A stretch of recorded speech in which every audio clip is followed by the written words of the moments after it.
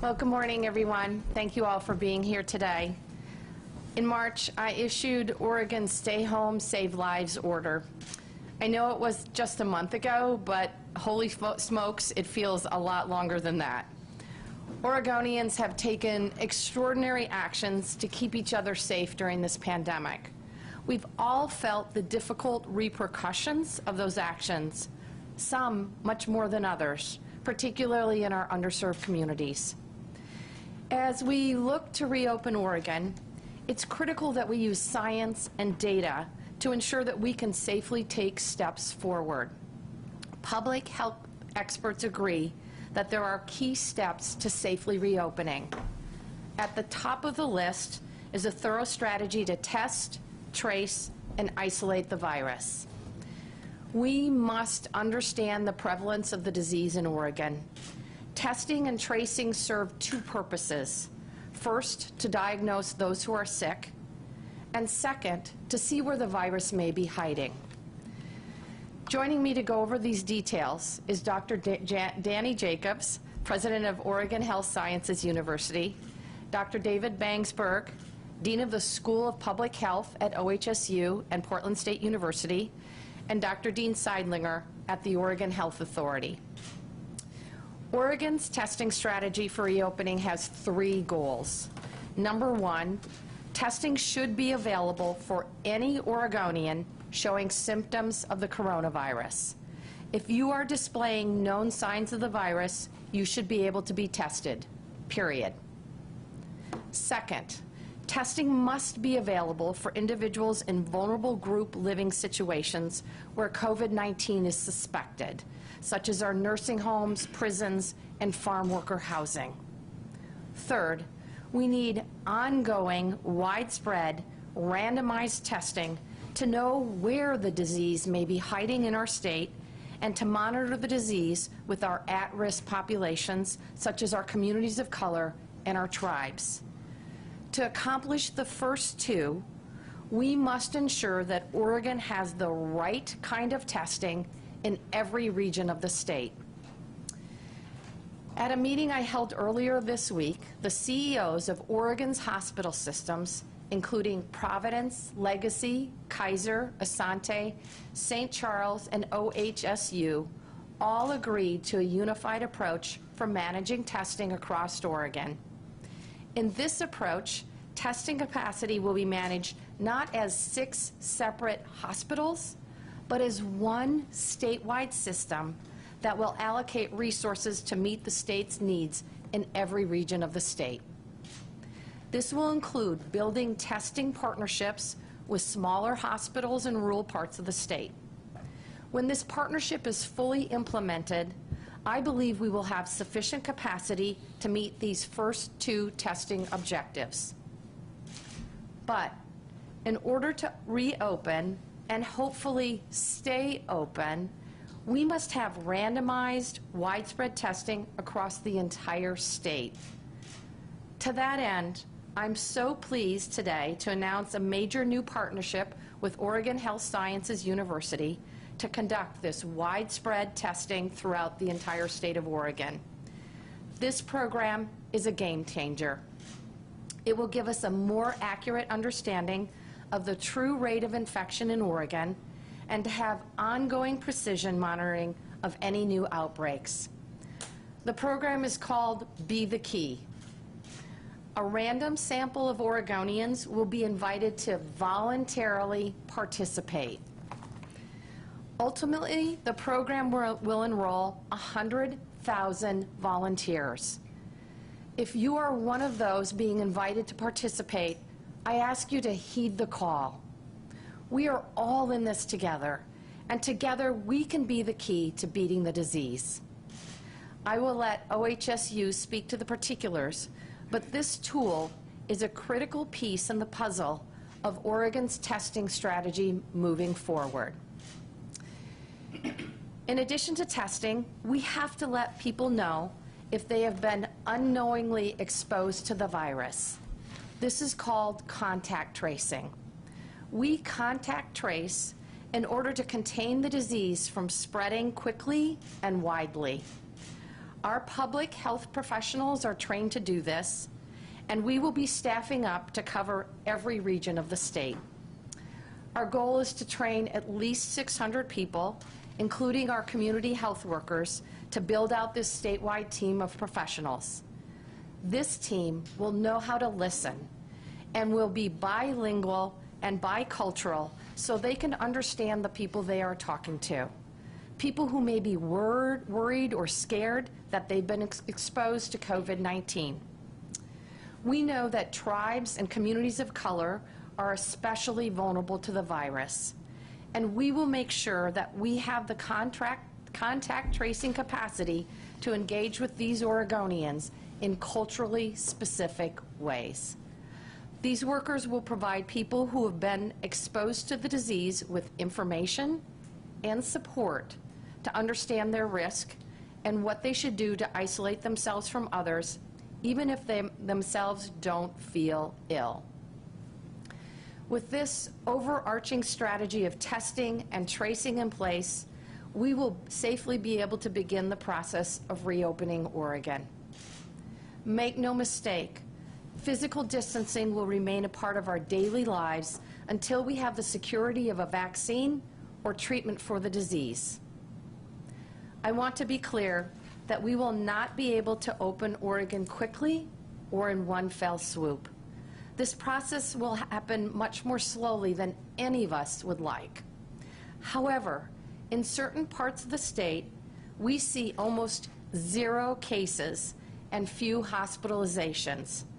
It is my hope that some counties or regions could have the ability to begin the process of reopening as soon as May 15th. My team continues to work with counties across the state on the criteria for reopening. It is my hope that through our combined and joint efforts that we can continue to combat this virus together, because we are truly all in this together. And with that, I'm going to turn it over to Dr. Dean Seidlinger. Thank you very much, Governor Brown. Oregonians have come together and we've flattened the curve.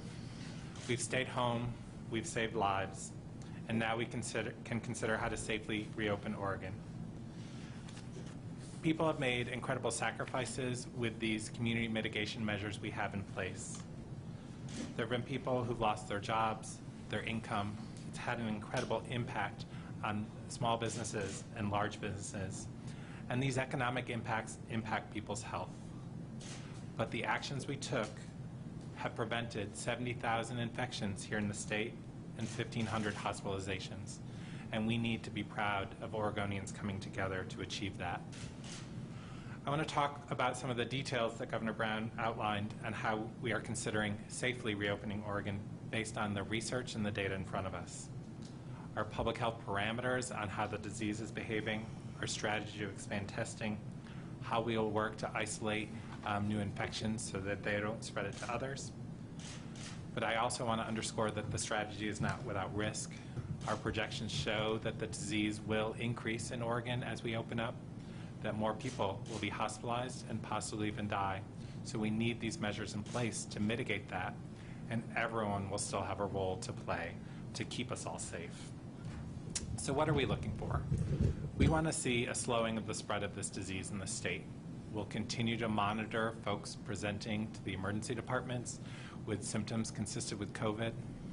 We will continue to look at our average number of new cases so that we can make sure that our public health capacity in our local and tribal public health departments and with support of the state can continue to investigate and manage those cases. And we want to make sure that our hospitalizations, that people who are sickest with COVID-19 are going down, so that we know that our hospital capacity will exist to care for the Oregonians who do get sick and the Oregonians who continue to need our hospital system for other care that hasn't stopped just because of this global pandemic. We know that we need to have the resources there, and public health has been doing a great job here in Oregon Our local public health authorities, our tribal public health partners continue to investigate cases, continue to support those individuals and their families throughout this situation. And we know that we will need additional people and resources to make that happen over the months and potentially even longer to come while we wait for a vaccine that can prevent this disease. As you've heard, testing is key to our strategy, and testing has been gradually increasing throughout the state. The guidelines of who gets tested in Oregon have continued to evolve, so we make sure that those at highest risk for the disease and those who are most likely to be exposed to the disease in hospitals, congregate settings, and elsewhere get that testing. And as the capacity has increased, we've expanded who should be tested and are now recommending to providers that if they see someone in front of them with mild symptoms of COVID-19, that they test that individual so we can identify if they have the disease or not. Those symptoms would include cough or shortness of breath or difficulty breathing, or at least two of the following symptoms: fever, chills, repeated shaking with chills, muscle pains, headache, sore throat, or new loss of taste or smell, which we know is a unique symptom that comes up with this virus. There are individuals who are more at risk, healthcare workers, long-term care facility workers, but those other Oregonians who've continued to work and provide us services during this time, the folks at the grocery store, delivery people, our transit workers, our farm workers who are out making sure that we have food that comes to the grocery store and to our table. Certain segments of our population, through nothing that they could have done, are at risk. Our African American population, Native Americans, Latinx population, which have been more severely impacted here in Oregon as they have across the country, and we want to ensure that they get tested. We want to use all the resources, and as you heard from Governor Brown, we've worked collectively with our hospital systems to ensure that if there's capacity in one area but not in another, that we can shift those specimens to that lab, and that we can make sure that everyone who needs a test can get a test, and that we have timely results, not just for that individual, but for our public health response. That testing capacity continues to increase. We continue to see supply chain shortages, but those are easing up. And we have multiple different platforms and different machines that labs are using. So we hope, and we haven't seen them all go down at once, so that we know with this unified front, we can move forward more comfortably together. The number of tests performed per week, we think, is about 15,000 right now is where we need to be. But that's not the baseline forever. And as more people move about and we test more people with mild symptoms, that number will need to increase over the coming weeks. And we feel that we have the capacity right now to do that, and with our capacity with our commercial lab partners and others, that we will continue to increase that capacity, but we want to do so methodically, and that's why you've seen the evolution of our guidance. We are going to have some of those tests set aside for our public health investigations in long-term care facilities, congregate settings, our Department of Corrections facilities, as well as some surveillance activities that will complement some of the activities you're going to hear about today, as well as some of our other academic partners. As you heard, we need the ability to trace, to contact everyone who has the disease, identify who they may have been in contact with that could potentially be infected, and work with them so that they can safely stay home, have the services they need, and reduce the spread to others. We won't eliminate the spread of COVID-19 in Oregon, with people being able to infect others before they have symptoms, or even those who never have symptoms, but we hope to slow it as much as we can. Our modeling has shown us that right now we've decreased transmission in Oregon by about 70%. And that isn't because of the people sitting at the table. That's because of all of you coming together and making sacrifices. So as we open up and people start going about more and returning to some sense of normalcy, we know that there's going to be an increased risk of spread. We hope that with our tracing and testing and investigation, by isolating people at home who are sick, and quarantining those who are home who may have been exposed, we can prevent the spread and not see a surge that may overwhelm our healthcare system. All of us working together, our physical distancing really has worked. The sacrifices we made are tremendous, and we will work together as a society to overcome those so that we can mitigate the impacts that this has had. We know that our infections will go up, and we hope to be able to control that. And that's why it's vital that the state and our local partners and our tribal partners continue to implement our testing and contact tracing strategy effectively, that we work together as one. but it's important that all of you have a part. That if wearing a face covering is recommended, that you do that to protect those around you, that we try and stay 6 feet apart, that we hold off some of those trips and vacations that we were planning until we have this disease under control and we have a virus. And together, we'll get through this. And I'd like to turn it back over to Governor Brown. Thank you, Dr. Seidlinger. With that, I'm going to turn it over to Dr. Jacobs. Well, good morning, everyone. Thank you, Governor Brown, for your support and your leadership, and to you, Dr. Seidlinger, for your expertise and continued partnership as well. So COVID-19 has presented medical professionals, healthcare experts, data scientists, and social scientists with a career-defining challenge. As a society, we have experienced few things as devastating as the widespread impact of this disease. Some have described it as a once-in-a-century event. There really is no complete rule book for this disease. We're learning as we go, making informed decisions based on best practices, proven science and research, and real-time data being collected every day. With a lot of hard work, as you have heard, Oregon has successfully flattened the curve, and we should be proud of our state for taking swift action, as well as our health systems for great collaboration. However, our work is not finished, and we must proceed with extreme caution, in my opinion. If we move too quickly in resuming our pre-COVID-19 lives, we put ourselves at increased risk of a secondary or second wave of infection. OHSU is proud to partner with the state of Oregon, the Oregon Health Authority, and the OHSU-PSU School of Public Health on a plan to help get Oregon back to our new normal while paying very close attention to the risk of future COVID-19 outbreaks. This Key to Oregon study will allow us to better understand where the disease is located, how common it is, and how it might be transmitted around the state. This is information, as you've heard, that will be collected in real time, and it will provide useful information that will help get people back to school more safely and back to work faster. And as you've heard, it is very important to note that this effort could help us prevent or decrease economic and social harm by collecting information about COVID-19 in vulnerable populations and communities. So as you heard, the study has two main components. The first is symptom monitoring and surveillance and tracking of 100,000 Oregons who will be selected at random, and we will make sure that the state's ethnic, socioeconomic, and geographically diverse citizens are appropriately represented. The second component, as you've heard, is testing. So people who are selected to participate will receive an invitation starting the week of May 11th, and again, participation is strictly voluntary. But we believe this study will provide valuable, critically important baseline data about the virus in Oregon and how it behaves to help us make informed, data-driven decisions that will help us manage through the pandemic until we can develop a vaccine. Now, for those who are interested, we have more information about the study available on our website. That's ohsu.edu/key study. So I'd like to close by thanking the team of people at OHSU who worked on this project. These included our clinicians, our scientists, and administrators. But I'd like to especially acknowledge the tremendous efforts of Dr. Bangsberg from the OHSU-PSU School of Public Health, who was the principal architect for this proposal and also heads OHSU's COVID-19 task force. We'd also like to recognize the contributions of Dr. Brian Druker, head of the Knight Cancer Institute, as well as the principal investigators on this study, Dr. Jackie Shannon and Dr. Paul Spellman.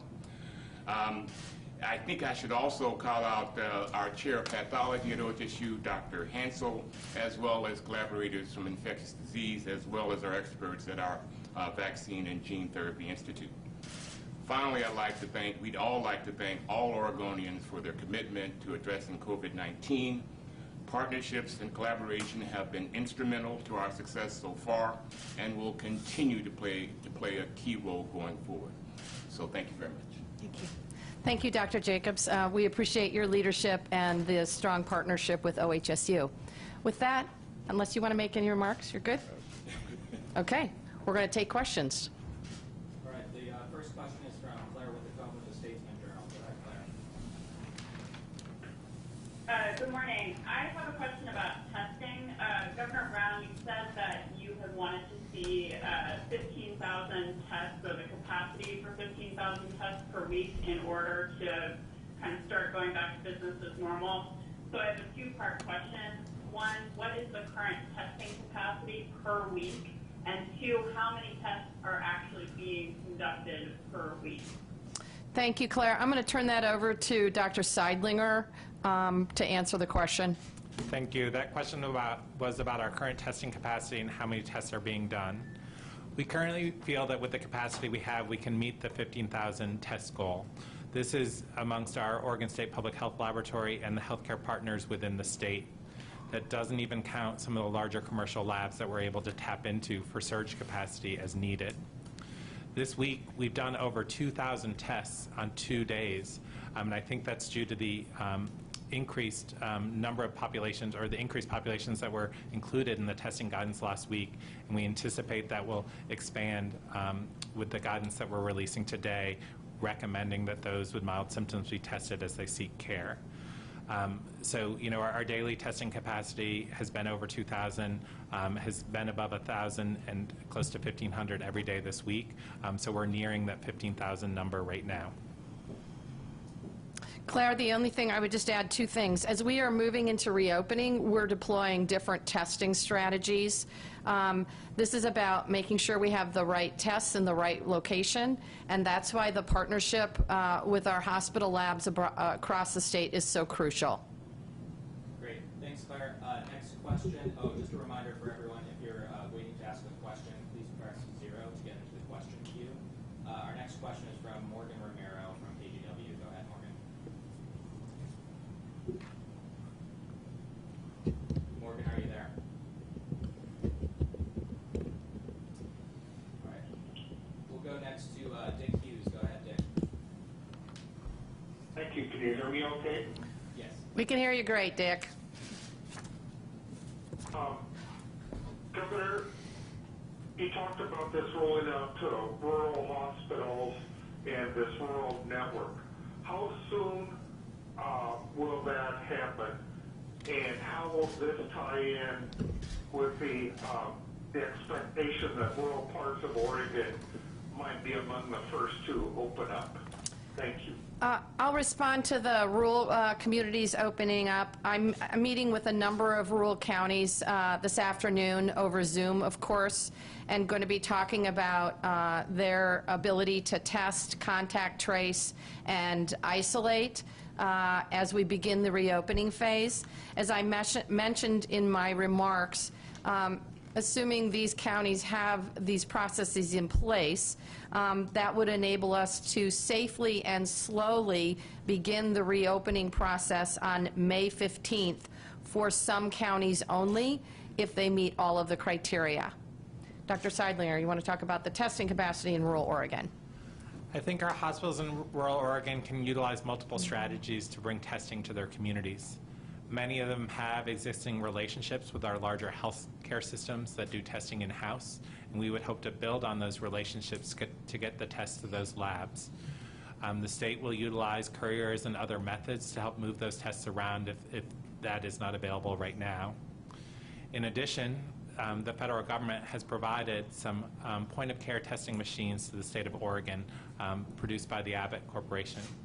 They came with very limited testing kits, but those testing machines were scheduled to be deployed to rural Oregon. The first 3 were deployed with our initial testing kits, and we just received word that we have additional testing kits coming in. That means that we can increase the capacity at the point of care in some of these settings that haven't had it now. We'll continue to look at other technologies as they become available and assure that if the lab capacity doesn't exist in a community, that we have ways of bringing those specimens from that community to the lab, and we will all work together to get that done in a timely fashion. Dick, we see this as a partnership between our state public health agency and local public health divisions in counties around the state, and we expect it to be a strong partnership. Thanks, Dick. I think we have Morgan Romero back. Go ahead, Morgan. Yeah, hey, Morgan with KGW. Apologies about that. The stream was delayed.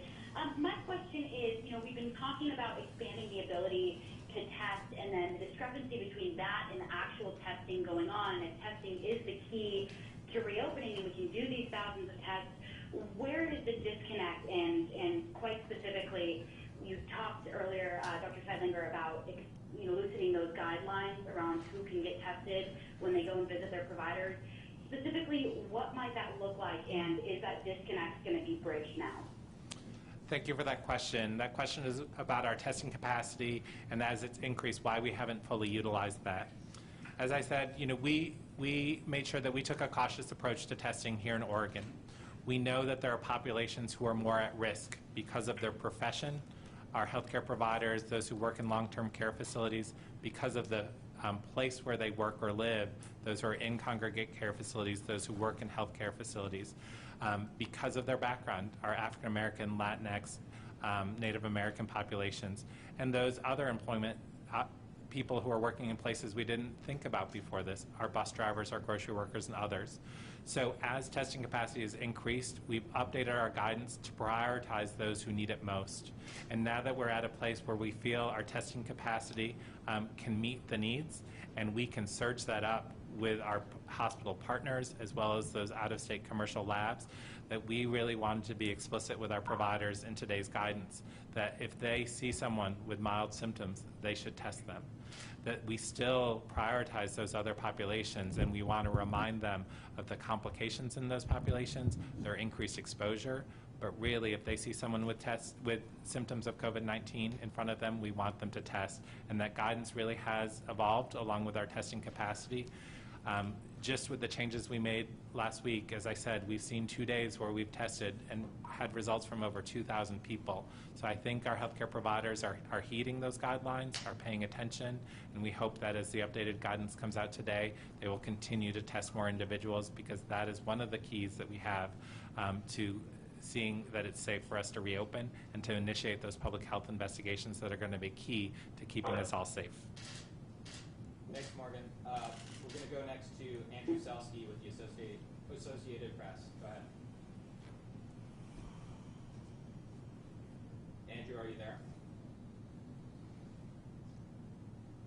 All right, let's try Lisa Balick with Klein.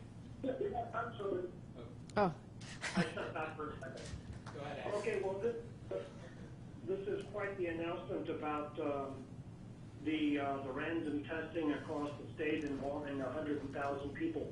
When do you plan on starting that? And is Oregon setting a precedent here, or have other states begun similar programs? Thank you. Andrew, I'm going to turn that over to Dr. Bangsberg and Dr. Jacobs. Well, thank you for the question. I think the first was 100,000 and when we would get started. And I think the second part of the question was, is this leading the way, or is there, are there other states that are taking similar approaches? The first would say, first I would say that we expect to be able to send out the announcements inviting folks to participate by May 11th, or at least the week of May 11th. I would also say, before turning it over to Dr. Bangsberg, that our experts, including Dr. Bangsberg and others, looked around the country to try to identify the best approach. And so there are some states that are starting, but I think we have an opportunity to accelerate the impact and learn from the information. This is David Bangsberg. Thank you for the question. I think many states are considering the same approach and making plans. I think this is the best possible approach to understand how we prevent a second wave. And so we, as Dr. Jacobs says, we will launch with invitations on May 11th and immediately begin collecting data. Great. Thanks, Andrew. Thank you. Thank you. Next question is from Lisa Balick with Point. Go ahead, Lisa. Good morning. I have two questions. First, Governor, how is Oregon different than Washington, where the stay-home order has been extended? In terms of specifics, I would say that we are marching on similar paths, but we're taking different trails off of that path.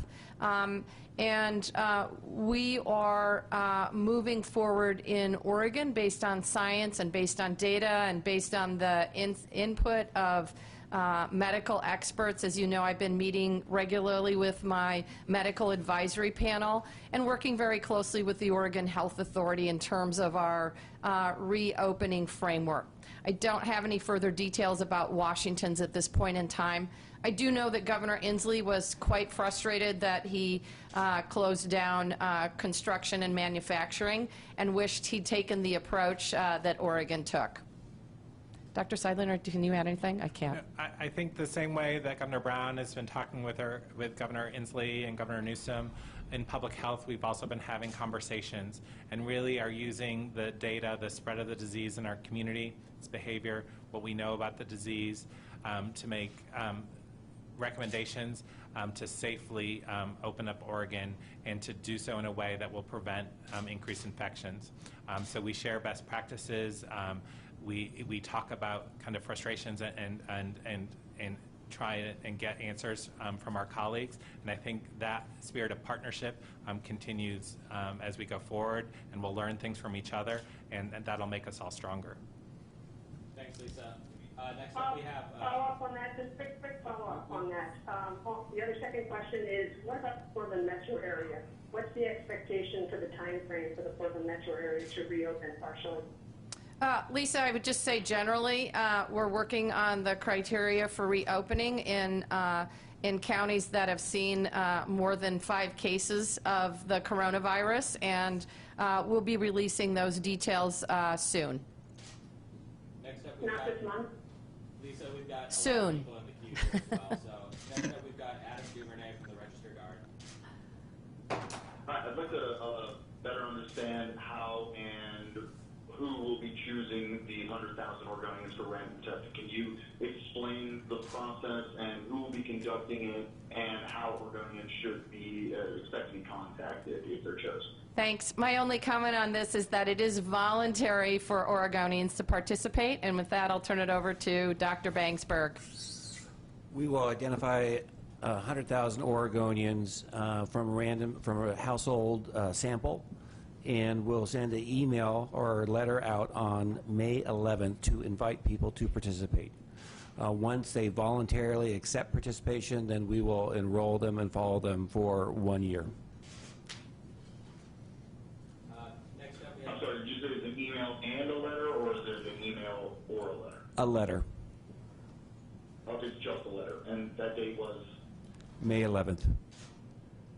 Thank you. Thanks, Adam. Next up, we've got Les Seitz from the Mount Airy Enterprise. Go ahead, Les. Good morning. Governor, on the reopening, you said that the criteria is still being devised. I think the average Oregonian is going to be confused about what reopening means. What do you envision, what can you share with rural Oregonians for when a rural county can open? How life will change for that rural citizen in those early days? What can they do different than they can't do now? Great question, Les. I want to be clear that we're not going to be able to reopen Oregon with quickly or in one fell swoop. This is not like a light switch. I think some of my colleagues across the country have been using a dimmer. The process is going to happen much more slowly than any of us would like. But in certain parts of the state, we're seeing 0 cases and few hospitalizations. And it's my hope that counties or regions that have seen these few numbers could begin the process of reopening as soon as May 15th. I'm meeting with a number of the Eastern Oregon counties this afternoon via Zoom, and more counties next week. And we'll be talking about their work to partner with us around testing, contact tracing, and isolation. In terms of the sector guidelines, my team is meeting with folks who are doing the work, actually working in restaurants and working in malls, and meeting with them, and those sector guidelines are still being developed, and we'll be releasing that information soon. But what I would say to all Oregonians is this: regardless of what phase you are in terms of reopening, we are still going to have to be careful in terms of spreading the virus. That means you will still need to comply with social distancing, which we are now calling physical distancing. We are obviously asking folks to wear masks when they are in public to protect others. We will continue to ask folks to abide by good hygiene efforts, washing your hands thoroughly. When you cough or sneeze, do it into your elbow or a Kleenex. You know, handshaking is probably out the window for a long time. So, Les, I wish I could tell folks in Eastern Oregon that our lives are going to get back to normal. It is just going to be a different type of normal. And until we have a vaccine or we have medicine, we are going to have to be extremely careful regarding the virus. Could I ask a follow-up? Go ahead, Les. So, Governor, again, these conversations talk about the gradual reopening, but you'll be doing monitoring in all these areas. That implies there'll be a mechanism for clamping down again if a virus outbreak occurs in a rural area or any area that's opened up. So can you be clear that that will be a tool the state maintains, that you can go back to tighter restrictions as the circumstances might dictate? Yes. We will maintain those tools if we need to, obviously by proceeding cautiously and carefully and incrementally. We're hoping to not have to take steps backward.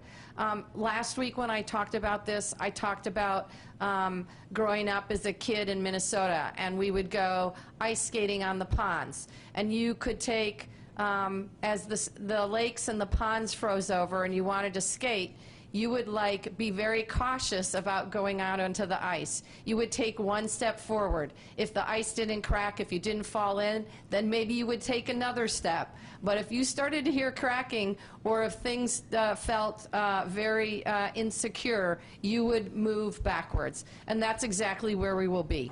I don't know if Dr. Seidlinger wants to add anything to that. No, I would just say, you know, as we continue to monitor the disease today, we will continue that as we move forward. We will look for early warning signs, whether it's from our OHSU PSU study that will be sampling across the state, or the data on reported cases, or who's coming to the emergency department, so that we can act quickly if we see something out of the ordinary or something that's increasing.